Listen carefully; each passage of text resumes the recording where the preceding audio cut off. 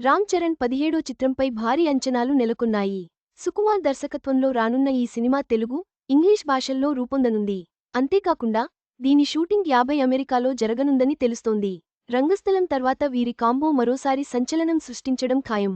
17 ప్రతి హీరో కెరియర్లో కొన్ని ప్రత్యేకమైన సినిమాలు ఉంటాయి. ఆ హీరో ఇన్ని సినిమాలు చేసినా కూడా ఆ ప్రత్యేకమైన సినిమాకు ఉన్న ఇమేజ్ అలా ఉండిపోతుంది.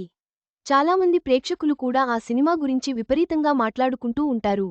రామ్ చరణ్ కెరియర్లో వచ్చిన బెస్ట్ ఫిలిమ్స్లో రంగస్థలం సినిమా ఒకటి. ఆ సినిమా గురించి ఎంత చెప్పినా తక్కువే అవుతుంది. చిట్టిబాబు అనే పాత్రలో రామ్ చరణ్ ఒదిగిపోయిన విధానం చాలామందికి ఆశ్చర్యం కలిగించింది.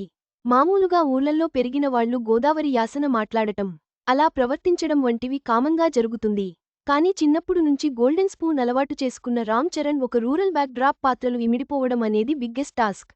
దానిలో 100 సక్సెస్ సాధించి తండ్రికి తగ్గ తనయుడు అని ఆ సినిమా పర్ఫార్మెన్స్తోనే అనిపించాడు. ఆ తర్వాత వచ్చిన RRR సినిమా ప్రపంచవ్యాప్తంగా గుర్తింపు తీసుకొచ్చినా కూడా రంగస్థలం అనేది ఎప్పటికీ ప్రత్యేకమే.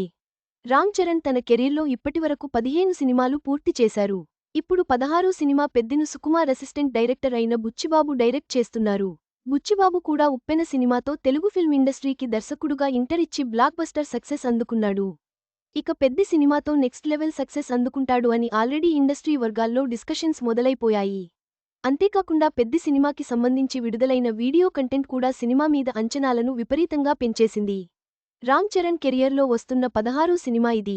రామ్ చరణ్ నటించబోయే 17 సినిమాకి సుకుమార్ దర్శకత్వం వహిస్తున్న సంగతి తెలిసిందే.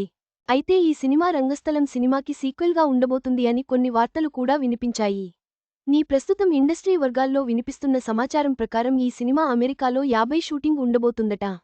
అలానే ఈ సినిమాను తెలుగు, ఇంగ్లీష్ భాషల్లో కూడా తెరకెక్కించబోతున్నట్లు వార్తలు వస్తున్నాయి.